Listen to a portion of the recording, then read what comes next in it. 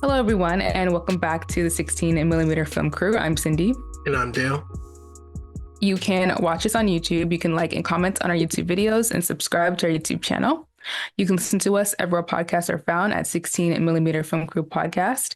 And you can visit us on our website at www.16millimeterfilmcrew.com.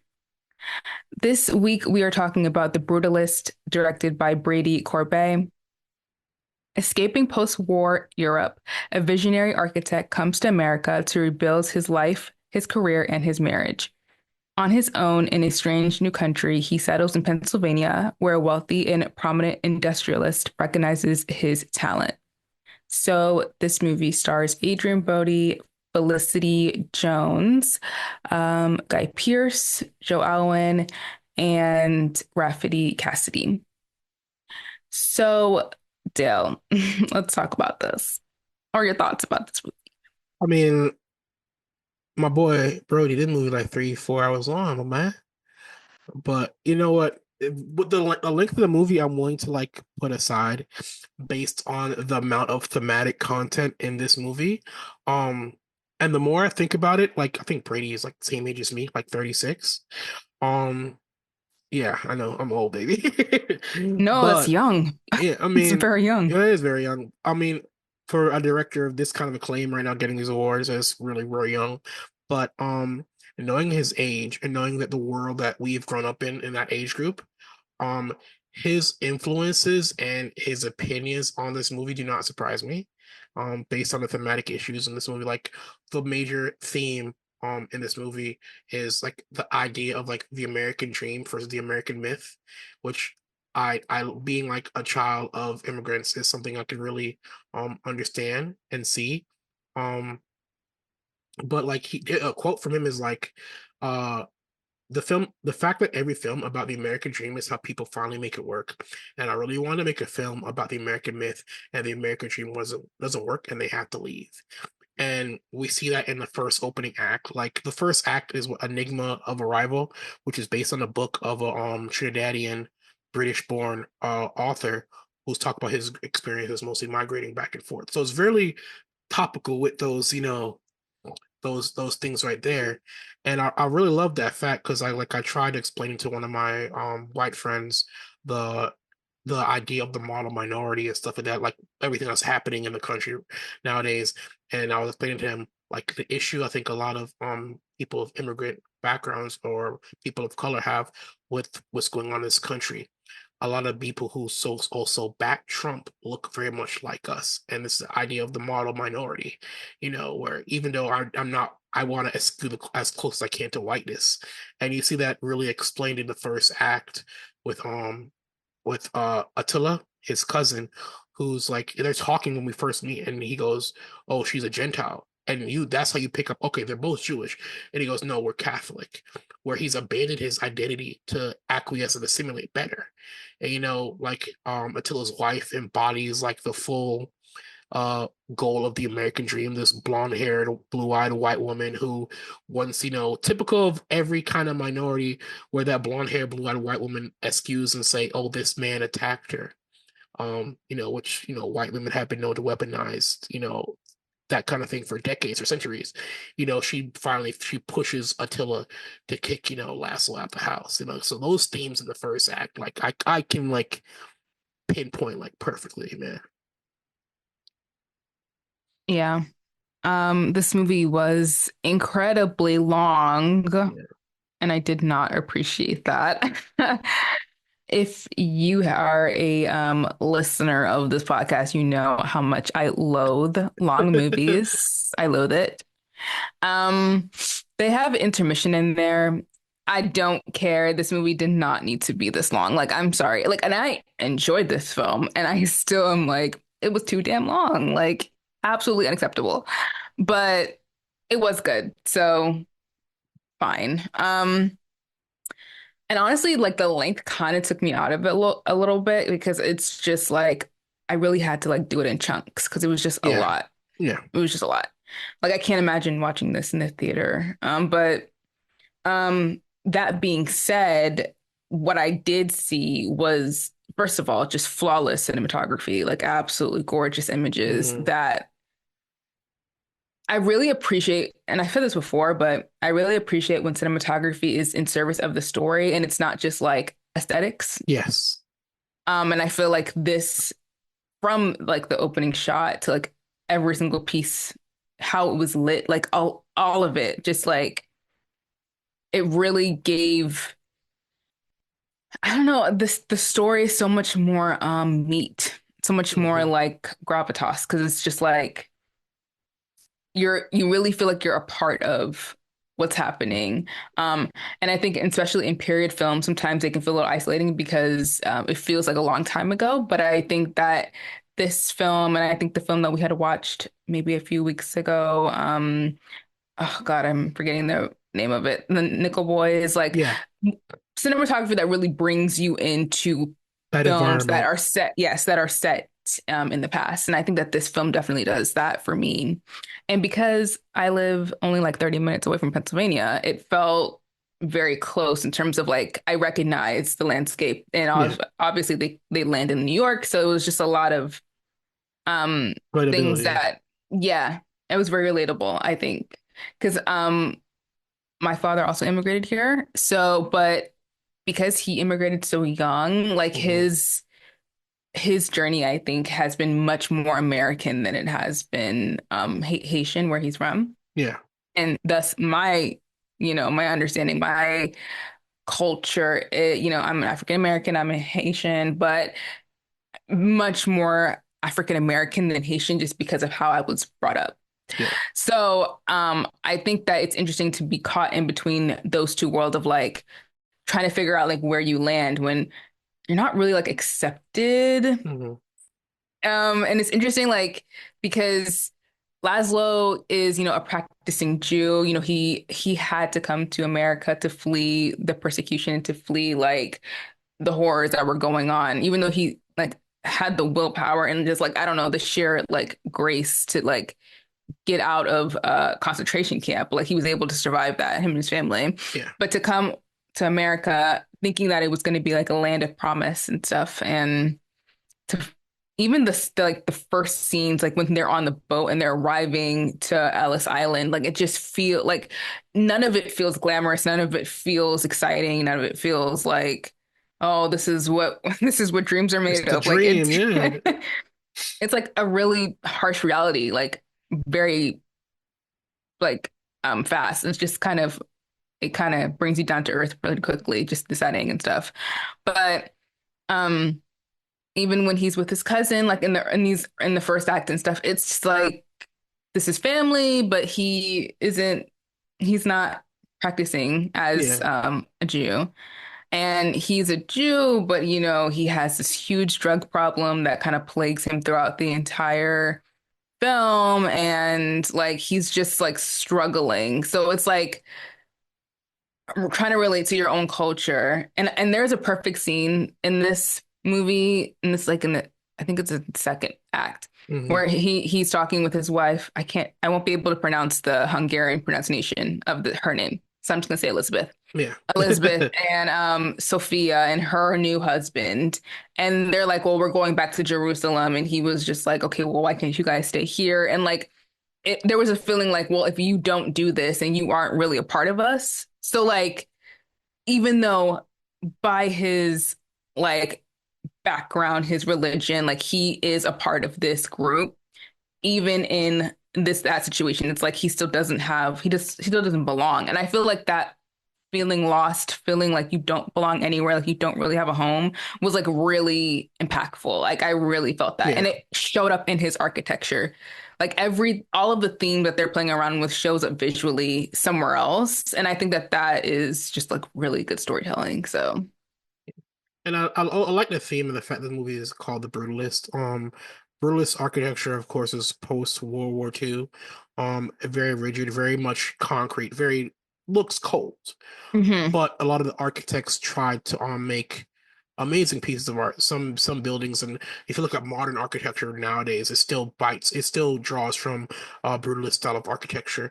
And a lot of those guys tried to create it's cool. It's like a duality kind of thing. It's cold and rigid, but a lot of the major architects and major like like furniture designers. Like he's supposed to be, I think I was reading, he's supposed to, Laszlo's supposed to be an amalgamation of a lot of major brutalist architectures and designers. Like he's an amalgamation of that. And you can see like they had this idea of also creating a utopian kind of architecture where everybody can coexist using cheap materials that are sustainable and last longing. And they wanted to, like, a lot of architectural apartment designs in like Germany and Europe. They're like open spaces centered for gathering. So it's a juxtaposition of all of the, like, the art itself is cold and rigid and strong, coinciding with strength and resiliency for everything that's happening with Laszlo. But a lot of the architects themselves also have this utopian idea of it, like this unity, which also speaks to Brady. I think he also said something about how like anti-capitalism. Like he said, he could imagine life after death better than life after capitalism. Those Hmm. kind of things. And that's also why I say at the age he's at, like I'm at the age, and I literally I can say, oh, I think the same way he does. And I think that might be a generational thing, Hmm. for us. But Hmm. it's all those themes coming together in this picture. And like you mentioned, like the second act working with Brady and stuff like that. And then you go further where he's working for uh Harrison Van Buren, and they're going to like Italy and stuff to get marble. And like I looked up that place, and apparently that place is like running out of marble because it's been stripped so much. Hmm. And then also you can combine that with the scene where he's essentially raped by Harrison, which kind of coincides with Harrison like represents capitalism, capitalist ownership. Like I want to control you no matter what. And and then also the rape also coincides with that theme of like control and power, you know. And I like Brady also said like it's funny that scene also because they're going into a cave into darkness, and it's he said he described it as like a descent into hell, like all those things like fit the man like, and it's a beautiful movie. But I do think those themes are probably wouldn't have gone over so many people's heads, like you said, if the length wasn't 3 hours. If the movie was Hmm. maybe if the movie was easier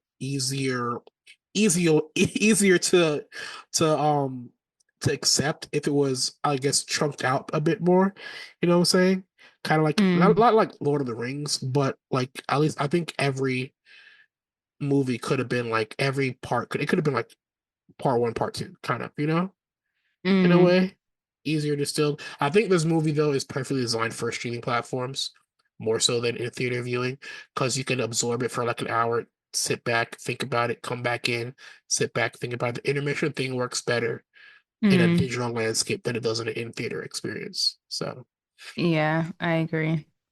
Um, I mean, like, because the visuals are so like captivating, I do get why you would want to see it in a theater just to like look at it because yeah, it does look, it's like so expansive and bold. bold. But I Yeah, just it is so much to digest in one sitting. Like I can't even imagine trying to do that. Like it's just too much. But like this would have been a really good mini series, yeah, but it's okay. It's a yeah, film. So and we watched it. So yeah. but let's talk about Mr. Van Buren for a second. Holy moly, what was going on with that guy? Like I feel like when Guy Pearce talked about it, I thought he said something that was really interesting where he was just like, he is like trying to perform a kind of masculinity, a kind of strength that but it's masking this weakness. I think it's interesting kind of putting him up against Laszlo because Laszlo is like he was a really complicated character for me to figure out. It took me a while to like really pin down like how I felt about the character overall. Because he is a type of person who is like very grateful and very kind, but like he has this thing where like he'll put up a wall, like it's hard to reach him. He kind of feels distant and cold, like the architecture that he's making in Mhm. some ways. Um, so sometimes he can be very giving and very like present, and then other times it's like very withdrawn and very like um, you know, bridges up, like not I'm not gonna give you anything else. So Yeah. it was hard for me to read him. But I do think the fact that we are following his journey, so we are kind of with him more, and you can see that he is, you know. struggling very openly. It seems like he's very openly struggling with addiction and stuff. Not openly, but in terms of like we know what's going on. And it seems Mm. like everyone else who works with him also knows what's going on, but they don't mess with his bag as even though they know what's the situation, which is I guess nice of them. But and it's in a separate way, or I guess in the opposite way, Van Buren is a person who is projecting wealth, strength, control, class. He can be charming and he can kind of be disarming in the way that he talks to people, but then also he has this anger and he has this like Mm. emotional eroticism that he can't like. So it's like these two competing things that's going on.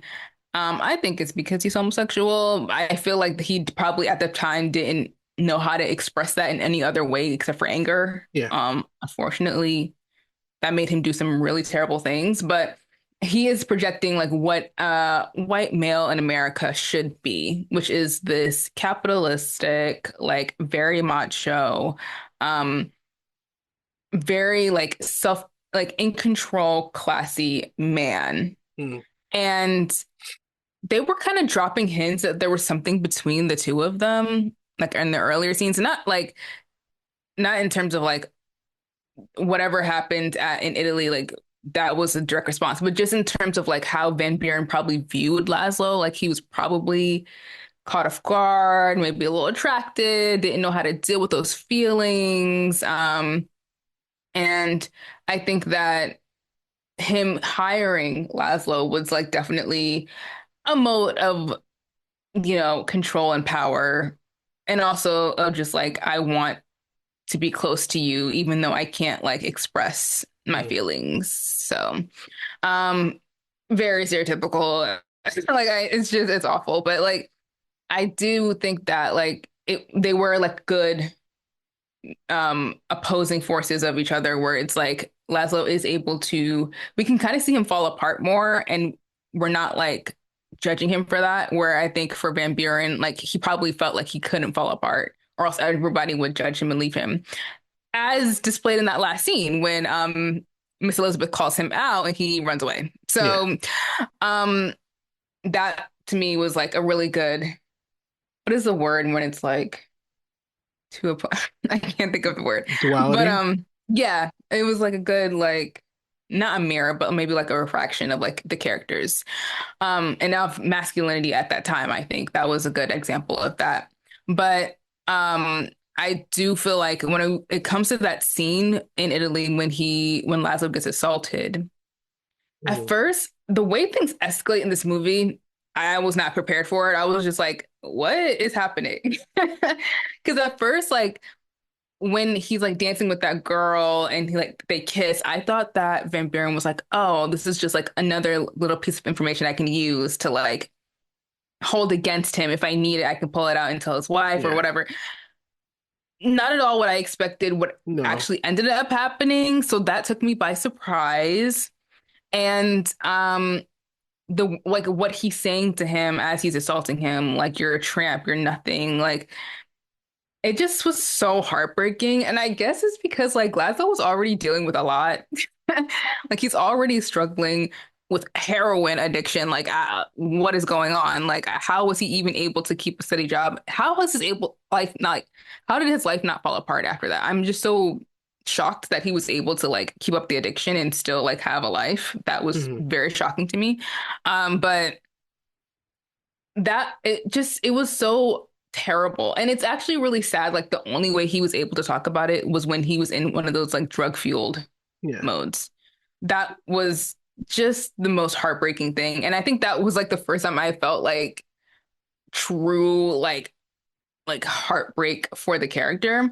Because like I said, I didn't know how to feel about him before. Like it took me a while to like get like who he was and what he was about.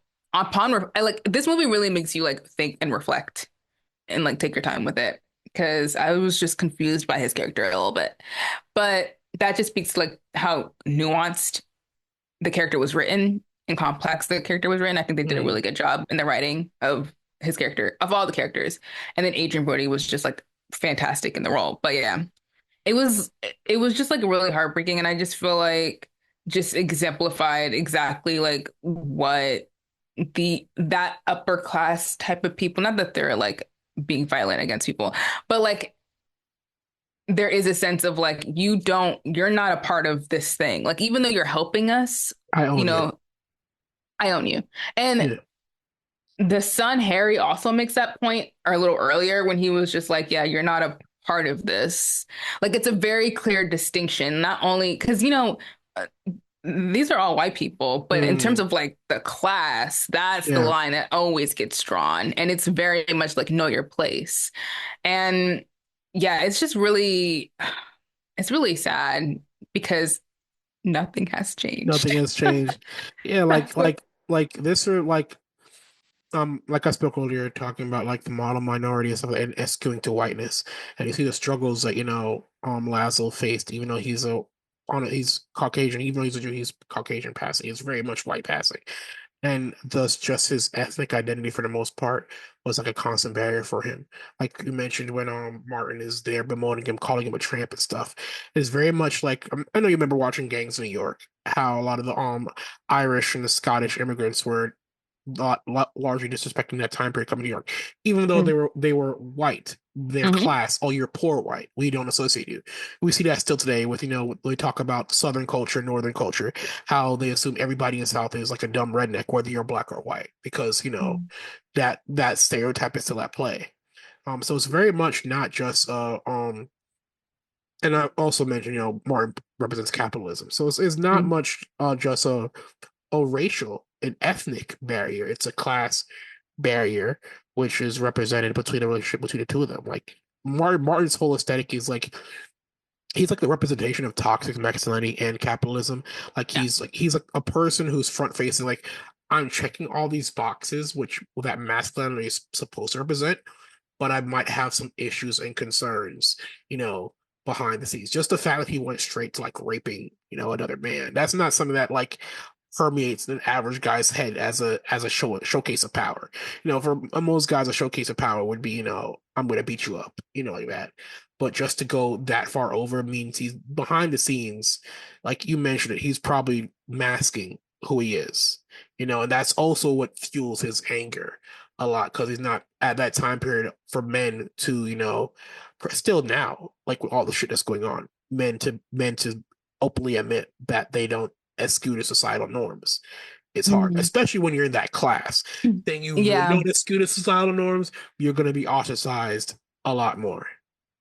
Yeah, I think that's the like key element. And obviously like there were men who were in the 50s who were homosexuals who were completely fine and non-violent. That's Yeah. not what I'm saying at all. I'm not saying that like if you were homosexual, then you had the propensity for violence. I'm just saying like in this character specifically, and especially in the class that he was in, where there was like for me, the more money you make, it's like the more expectations are set for you. Probably you're not even really free. Mm, You have to adhere. And I think that you can see that in the sun as well. Like you're really just subscribing to the thing that has already been set out for you. Like you don't get to choose your own life. It's kind of chosen for you like in those type of circles. a bird in a gilded cage, basically. Yeah, exactly. Oh. And I think that yeah, but even like Van Buren's outlook towards people who are of a lower class, like the way that he told that story where he was talking about giving money to, I think, what is it, his mother's family or something, Mm, and how he says, oh, don't say, please don't beg. That's that, it's unbecoming, it's whatever. It's like he really doesn't psychologically understand like that regardless of how much money anyone makes, you're still a person. I don't think I think he has a very like warped sense of like humanity and like what humans' values are based on like what is in their bank account. mm, And in a way, it very much mirrors how the Germans viewed a lot of the Jews and everybody else who was not, a blonde, blue-eyed person. Like it was very like you're other, you're mm. immediately other, and you're lower Yeah. just because you aren't like us. And so I can't like they couldn't even fathom like how someone else who wasn't like them would be able to like work and live and like have a life. It's just like, no, no, no. You're not a part of this. You are something else.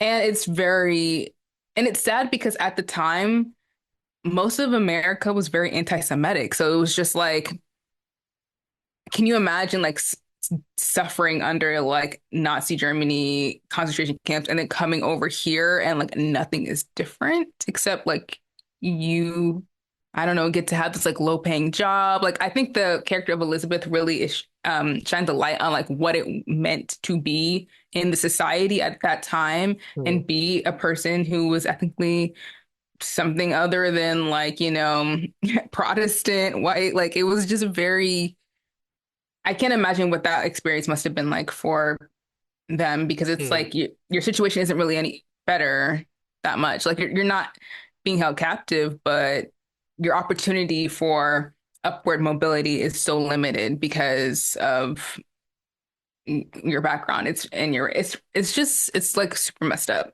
Yeah, yeah, it's the idea of being othered. No matter where you Yeah. are, nobody wants to feel othered. And I think we have the opportunity of working together, being in a predominantly black space, which very few people get the opportunity from. Like you remember meetings at work, like me and like Zadie and a couple of people, like I could instantly go into like Jamaican patois and I'd feel comfortable. Unlike that. A Yeah. lot of people don't have that. It's rare. And Yeah. but then we saw like we've had like white coworkers before, and you could Hmm. always see that issue of I'm not like you, I feel awkward. And I realize that's the thing that a lot of white people have not had to experience is the idea of being othered. And so when they're put in those situations, they're not prepared as to how to act in those situations. So Yeah. Don't know what to do. yeah. But lastly, I just want to talk about Elizabeth and Elizabeth and Laszlo's relationship, just because I felt like that was like the heart of the whole movie, and it's I Yeah. think why he makes art is because of her, and it's interesting because there is that sense of longing that you feel in the first part before she arrives. And Mm, then when she gets there, there's this huge distance between them. And at first when I watched it, I didn't understand what that was about. I was like, you love this woman, you've been wanting to see her, you've been fighting to get her to come to America, and now she's here. Like, why aren't you guys connecting? And I think it just shows like how difficult it can be when you have that distance, that separation from someone for so long. You're building up this different image of them, of who mm, you remember them to be, who you want them to be. You're holding on to this dream, and then the reality of it, she arrives, she's in a wheelchair, she's disabled. Like, I think it breaks something in you, and you have to find a way to rebuild. And I really love that by the end of the film, they have reconnected. yeah. Um, don't like that he got her hooked on drugs. That's not cool.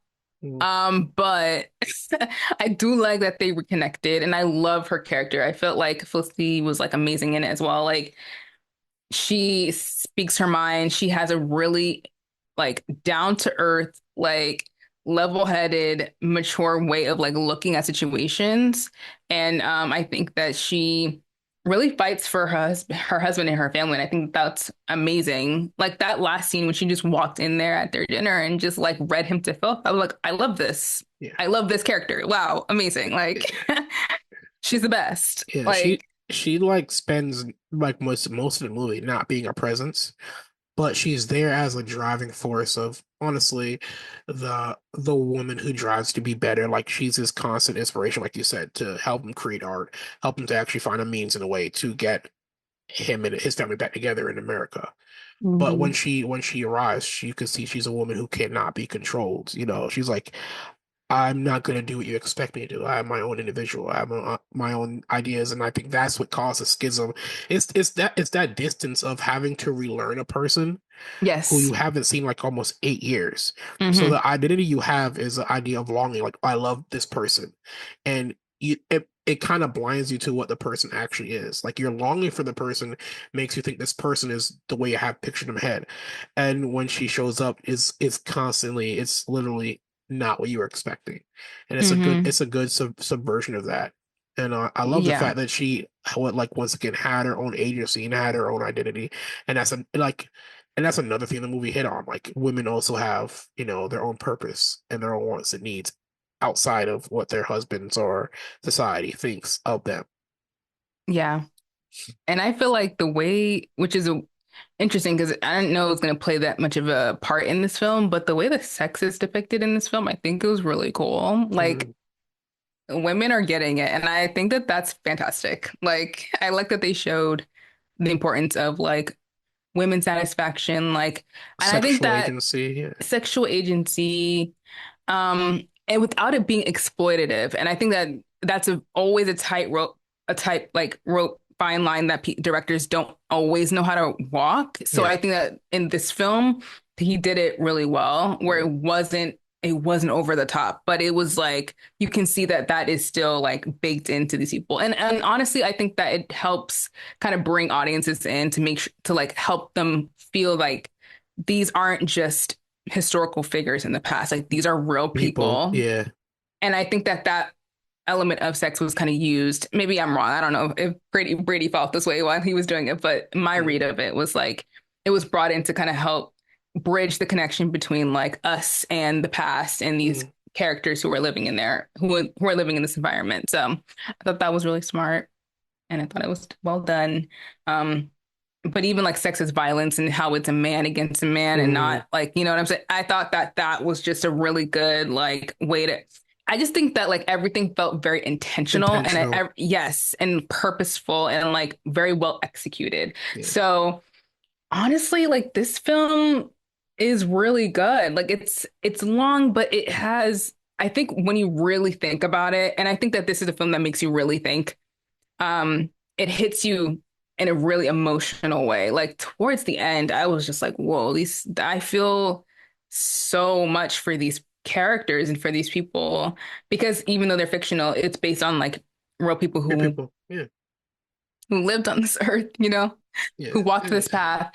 And I just felt really, yeah, it was just very um emotionally impactful. yeah. Brady's his intentionality with the story he's telling and the themes he's using is evident across. Like you mentioned earlier, we were talking about his shot selection and the way the scenes look, the scope. Some scenes look very cold and stuff like that. For me, like some of the orchestral pieces, you could hear like clangs and stuff, very robotic, very industrial. Those that kind of things. Like everything fits thematically into a cohesive piece, which is it's obvious after watching this movie as to why it was considered for the best picture, even though it didn't win Yeah. at the Yeah. Oscars. Like it's a movie that like from top to bottom everything fits and works together to tell the story it's telling, which is something you don't really see that much in movies in general and in some of the other best picture winners, which we'll go over later. But Yeah. yeah, from top to bottom, like perfect movie. Even though, yes, our main one of our main points might be the length being too long, you know, but it's still a good movie. Like I can't even complain about like because I remember as a kid watching Titanic on two VHS DVD CD Yeah. tapes. So length is always going to be an issue. But I think length is fine once if you're selling a cohesive story that is engaging, and Yeah. You this can and get this was over it. it. Yeah. So It's yeah, true. yeah. Yeah. All right, so the big ticket item, the big story, of course, last night the Oscars took place. Um, Honora, I guess, stole the show. Won five. Sean Baker himself got four. Kind of stole the show unexpectedly from everybody. Of course, yeah, uh Colin O'Brien as the host of Oscars, who I think is probably one of the more funny late night hosts, who I don't think ever got a fair shake. Even though he had his own late night show, and he was a pleasant change from Jimmy Kimmel. Jimmy Kimmel to me is not very funny, to be honest. I guess the shock of the night for most people is when he referenced Kendrick Lamar. He was like halfway through the Oscars. This is probably the time Kendrick's supposed to come out and call Drake a pedophile. On that man bumper, bro. That's three major, entertainment events. You getting called a pedophile, my guy? Like, come on. But yeah, I thought he did an amazing job as host. Um, I love the swath of, people and presenters they had come out. I think the other big draw of the show, other than the awards winners, which we'll get to soon, I think was the fact that no place here. I'm probably pronouncing it wrong, but it was the dang, I am befuddled right now at the moment. The documentary winner, But Mhm. I think it has no what's the word I'm looking for? No US distribution partner. No other land. That's the name of the movie. It's a joint Israeli and Palestinian project about what's the ethnic cleansing and the issues happening there. Mm. And the fact that it has no, U.S. distribution, and even the creators themselves came out and said it's really political. So it even said, "Look, he's a Jew. I'm a Jew. He's a Palestinian, and he's like my brother. He's like my friend. There's no reason like there's a solution to this, but people just don't want to find one. It's very. And I think all the award speeches tonight, last night, were um to speaking out about the issues, like people speaking out against mostly Trump. The speech. Of course, that Adrian Brody made after winning Best Actor award. Which is a pleasant change because the last time he won this was for The Pianist, and then after that he had the whole Halle Berry thing, which he was kind of out the limelight for a while, kind of rehabilitating his image. But yeah, I think this award and this award show really showcased the. I think we're at a precipice of the change and of that whole Oscars so white movement we had a couple years ago. Mm. Yeah, so the Oscars last night. One, I feel like, although I agree. I think he is very funny, and I like watching him do his thing. I watched his show growing up, so Yeah. I have good connections with Conan. But I honestly just feel like the whole host thing should just not even be a thing anymore when it comes to the show. I feel like it takes up a lot of space and like I don't know, I feel like we talked about this before, like that space could be given to people to really say what they Mhm. want to say when they win, especially, it's a huge night in their life, probably one of the biggest nights in their entire careers, and they have a very limited time to speak. So I don't know. I feel like it'll help kind of keep the award show moving if, we didn't have to stop for like segments and stuff. I don't know. That's just my opinion. I don't know. The host thing is just like, can we just, Antiquated. yeah, that's how I feel. Yeah. Even though I think Conan's great. And I'm so happy it was him and not Jimmy Kimmel again for the millionth year. Honestly, I feel like John Mulaney would do a really good job, but Okay. I'm also just feel like the host thing, let's just wrap it up. Then I feel like well, one, Adrian Brody, for some reason, like I think he's a great actor. I have no real feelings about him as a person. I just don't think about him at all. But during the red carpet, Halle Berry kissed him, Yeah. and kind of a reversal of that moment because that moment was very like What the it F? was, yeah, it was very shocking and creepy. And I think that that has haunted him for a while. So the fact that she kind of came back around and kissed him, I think it was kind of just ending that whole thing and just wrapping it up, which I think is a nice little button on that moment. Yeah. But yeah, I think his win was definitely deserved. I loved that The Brutalist got best cinematography. Thought that was absolutely deserved, and score. Hmm. Dune got some stuff, visuals, sound design, I think, costume design and stuff. I think that went to Wicked, production design, and that also went to Wicked. Yeah. Makeup and hair went to The Substance, which I think is good. So like it was a nice spread of people picking up awards. Did not expect, actually, no, I'll tell you exactly what happened. As soon as Anora won film editing, I said, I think Anora might win Best Picture. And I had no reason to feel that way Yeah. because Anora hasn't really been picking up the top prize in a lot of these other award shows. But what I think is happening is that like I think we've complained about it enough. So to the point where I think that they're starting to skew towards like just changing things up, like not having the same people win the same awards and actually giving it some variety in these award shows. At least that's what I think. But Nora getting all those awards was an interesting choice, especially Best Picture. I don't think it was good enough. It wasn't good enough to that standard for me to win Best Picture. definitely feel like The Brutalist should have won Best Picture.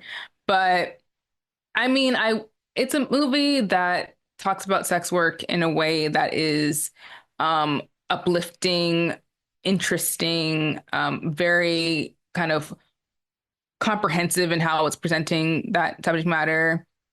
So I'm not gonna say anything negative about it just because I feel like a movie getting to this point is a huge deal. Mm, Like a movie like Noir getting Best Picture, like that is Sean Baker getting Best Director, like that is a jump. Like yeah. I would not have been able to predict Yeah. that ever.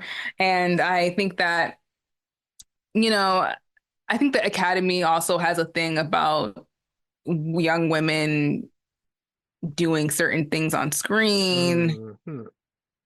It happened last year with Emma Stone and Poor Things, and now it's Mikey Madsen and Nora. I'm just saying I have your number, Academy. Like that's all I'm saying. Yeah.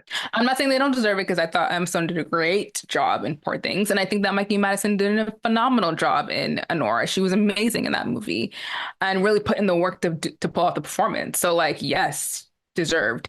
I'm just upset because I feel like Demi Moore. Mm. Demi Moore, and I hate when they do that because they do the same thing with Angela Bassett, where they're like building a certain person up with all these awards, and then at the last second They they change it. change their mind. Yeah. I really don't like that for the women, especially those women. I'm like, don't do that to them. Like, come on. I feel like if you're gonna do that, at least make it more even. But I mean, I don't know if the same people who vote for the Oscars are the same people who vote for all these other different awards. I'm not Mm. sure how that works. So it's not like a memo has gone out to say, hey, like do this one thing. I'm just saying that like let's coordinate and let's chop it up and make it different so that none of us really know what's going to happen on Oscar night. Let's not have an expectation for something because I think that also does the actresses disservices because like I think Demi Moore was thinking that she was going to win. Like I think she was I pretty think everybody thought she was gonna she win. was in a position to win and like a movie that really just like holds up two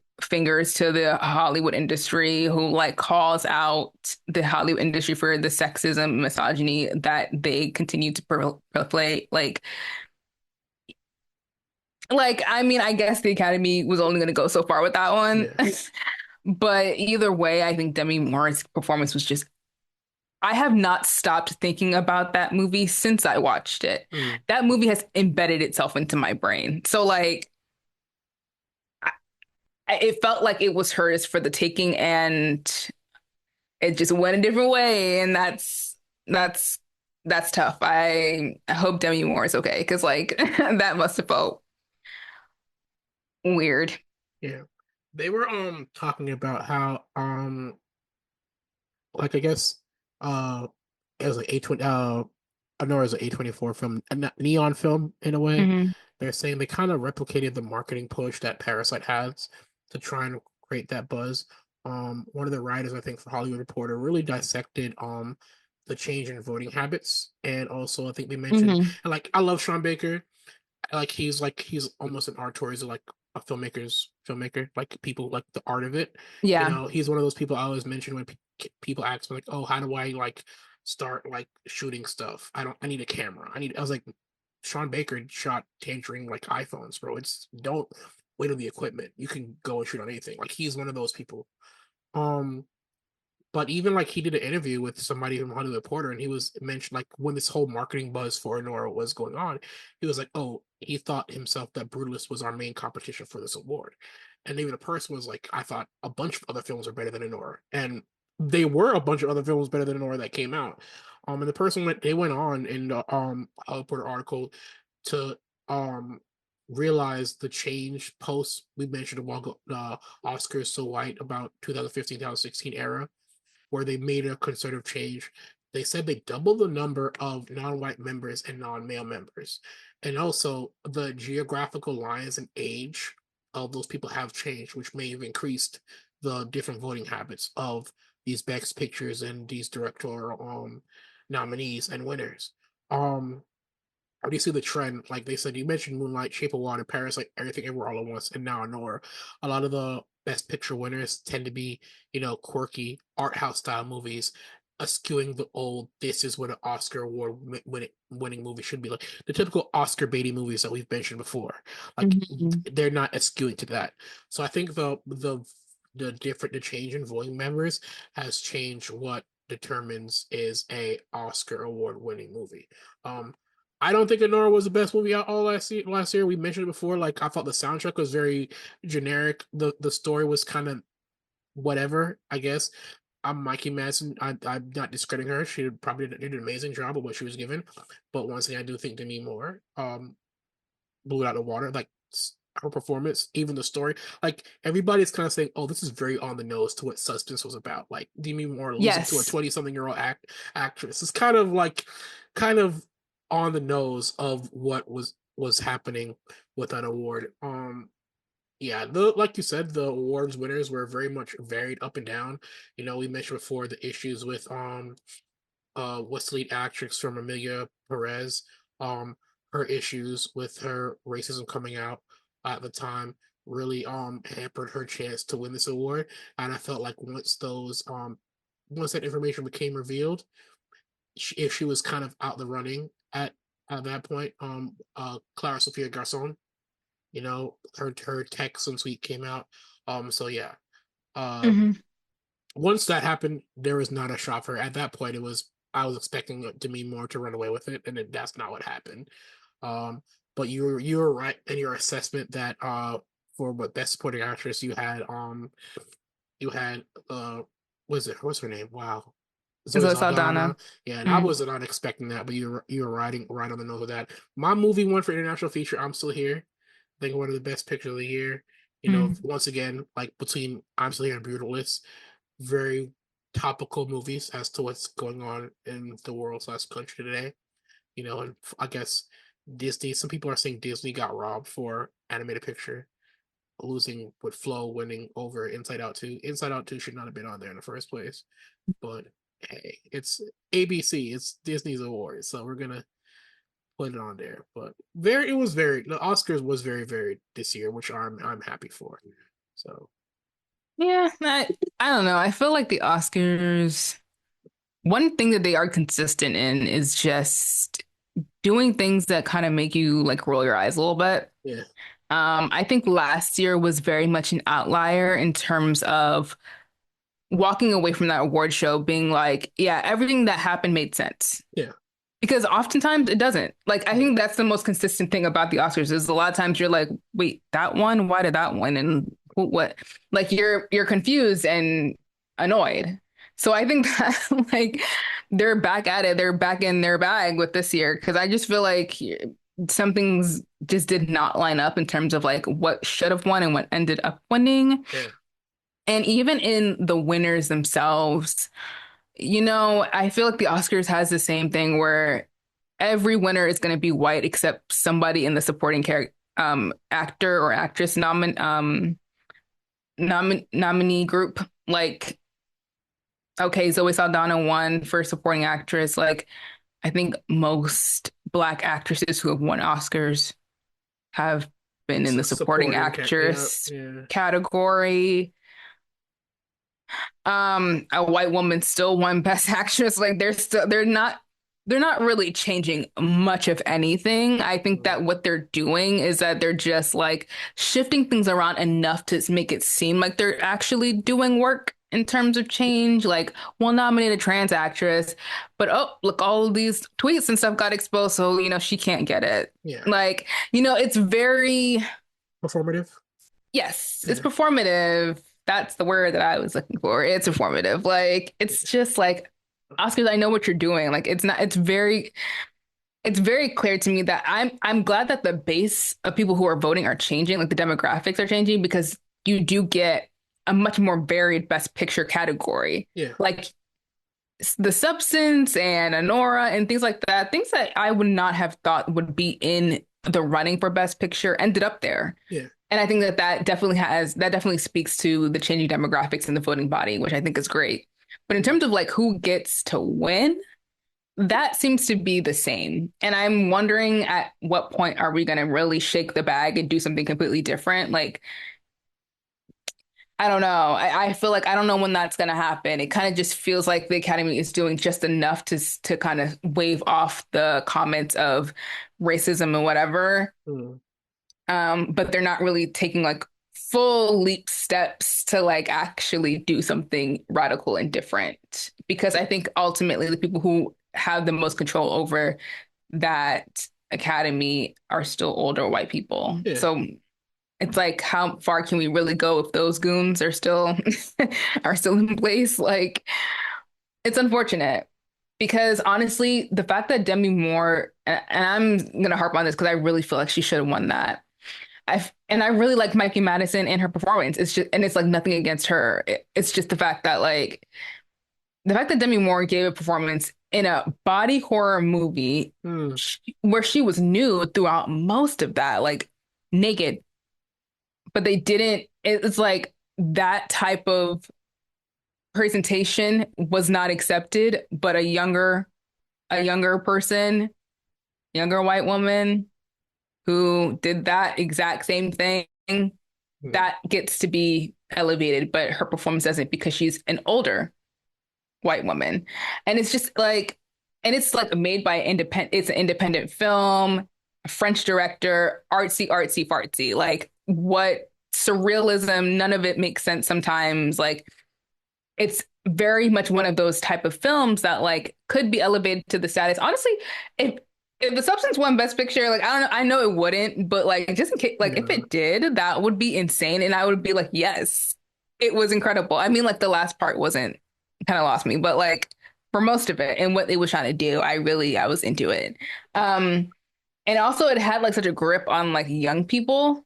Like the people who I heard talking about this movie the most were people who were around my age and Yeah. younger. Like it did permeate the culture in a way that these other films hadn't. Anora definitely did, but like, Yeah. you know what I'm saying? So like, I don't know, but I think that it is cool that Sean Baker won, and I think that it is great that a movie about the subject matter did win. So I'm not going to take too much from that. It's just that like the actual film.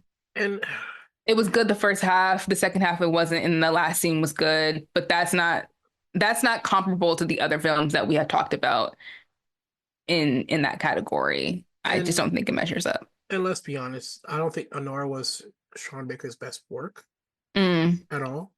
And the saying this movie is about sex workers, I don't agree with because the only aspect of sex work is, oh, she is a stripper slash sex worker.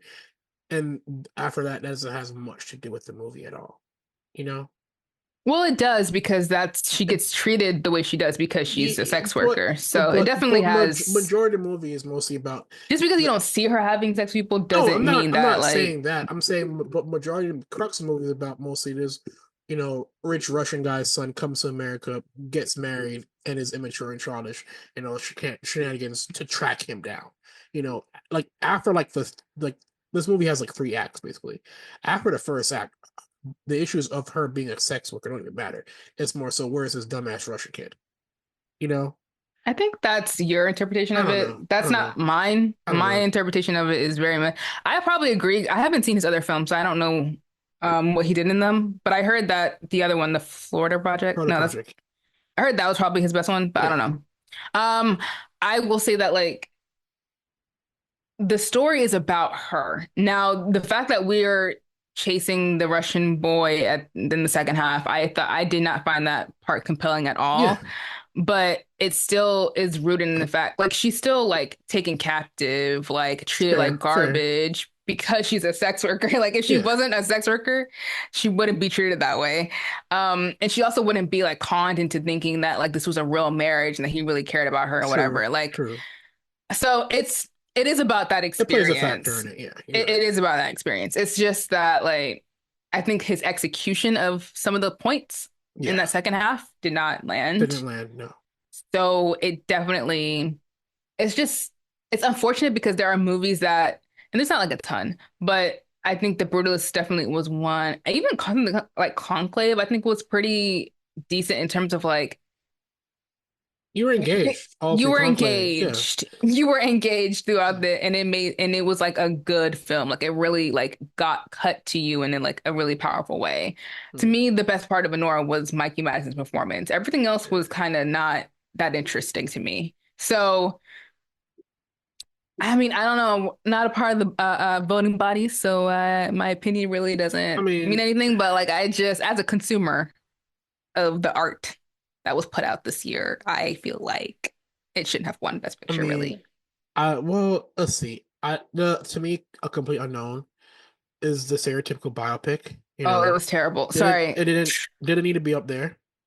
Dune Part Two didn't need to be up there because I think Dune Part Two was mostly up there for the buzz and box office money it generated.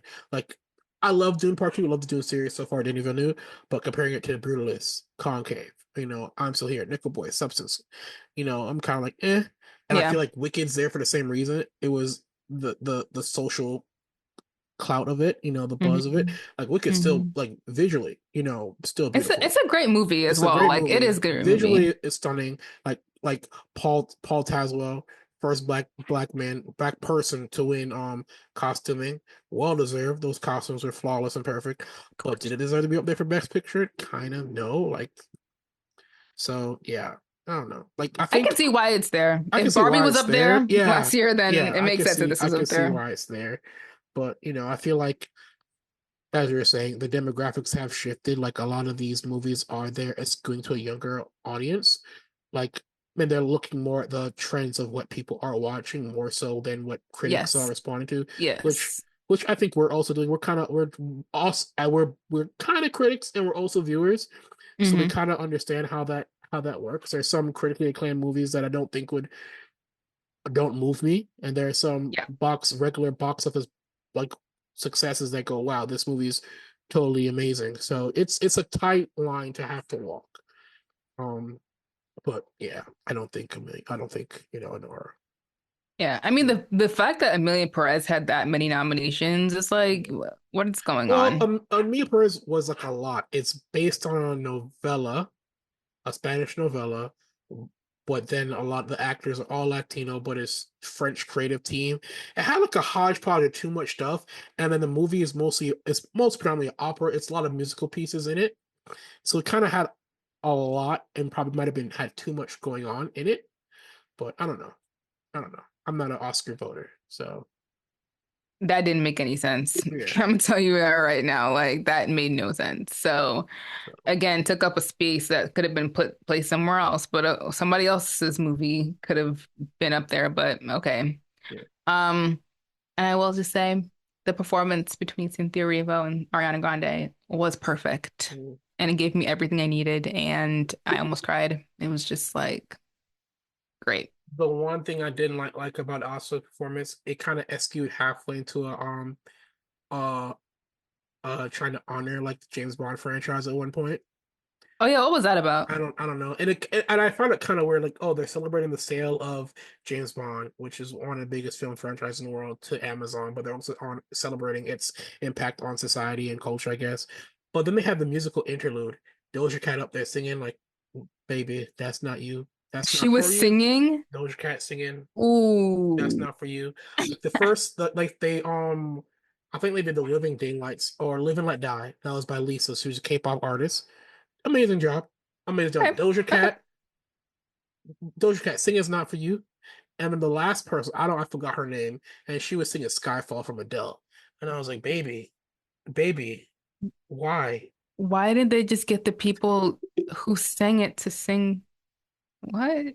I mean, at least get Adele to do Yeah, Skyfall, like y'all but I couldn't was get like Adele a couple of dollars to the come over here. person Like, they got to do Skyfall, I was like, come on. Oh, it was I not doing it saw for that me. Doja Cat was at the Oscars and I was like, why would she be there? What's that for? And then now you're telling me she was singing a James Bond tribute. Oh Yeah. my God. So That must and have been then horrendous. they also had a tribute to Quincy Jones, but they did The Wiz. They had Oprah and Oprah Mm, and dang Whoopi Goldberg come out. Whoopi was like a big dress and like Loki Oprah's dress was kind of fire. It was like a tuxedo dress, like a tuxedo top and a dress, kind of fire. It works. And they had Queen Latifah singing "Come On Down the Road" from The Wiz. mm. Um, is what it is. Well, Cynthia also sang Home, which is from The Wiz as Yeah, well, yeah. which is great. So yeah, So I don't know. Overall, fine. very. That's It was very paint by the numbers for the Oscars. yeah, that's how I feel about I this feel one. like the other award shows, the Golden Globes and the SAG Awards, somehow Mm. put on a better show. I don't know. I don't watch award shows When I anymore. say I put on a better, stopped. it's like the entertainment value, and also like you said, those shows function without a host. They just go, all Mm. right, I'm here presenting this award, and then the voiceover person coming up next, so we'll hear blah blah blah blah perform blah blah blah. It works. It just flows so much tighter, and it Yeah. gives all the award winners more time to say their piece. Yeah. So, like you said, I think Oscar should adapt that policy. Agreed. Agreed. And So, somebody did mention that our boy, dang, what's his first name? Oh my gosh. A real pain. oh, Culkin. Kiernan, Kiernan Yeah, Culkin. when he won for best supporting actor, he's like talking about, oh wife, time to get another kid. You promised if I win an Oscar and you have more kids. But He's ridiculous. somebody did mention he is halfway to an EGOT and he's going to perform on Broadway of Glencarry and Ross. So he might Oh, get a Tony, and if the soundtrack does well, he might get a Grammy as well. So they said he's halfway to an EGOT, so we'll see how that goes coming for Tony Award season. go Roman. So yeah. Yeah. Cool beans. Um, okay. So that's our Oscar wrap up. Let's talk about what we've been watching, if anything. Man, I've been sleeping in bed, fighting a cold from like Thursday. So I haven't been watching much. Luckily, been had time to watch The Brutalist. I had a good 3 hours of watching it. And if I fell asleep due to call, I just run it back. But I've been watching. I got a lot of stuff to catch up on.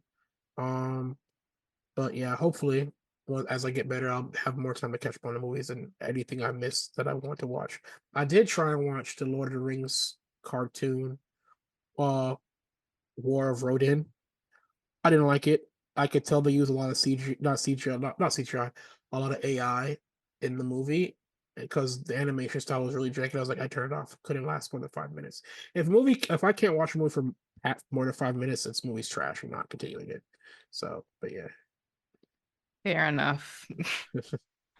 I started watching Paradise, that show with Sterling K. Brown, with my friend, and I'm interested. It took a Hmm. turn that I was not expecting at the Hmm. end of that first episode. I said, "Oh, okay." Don't spoil it. So It's on my list. I gotta catch up on that. I'm not spoiling it. I'm not spoiling it. So we're gonna watch that kind of weekly. Hmm. So see what happens with that. I watched A Complete Unknown, the Bob Dylan movie. Oh my God. Told It you. was so boring. Told you. I didn't want to watch it, by the way. The only reason I watched it is because the Oscars were coming up and I just wanted to make sure I knew what was going on.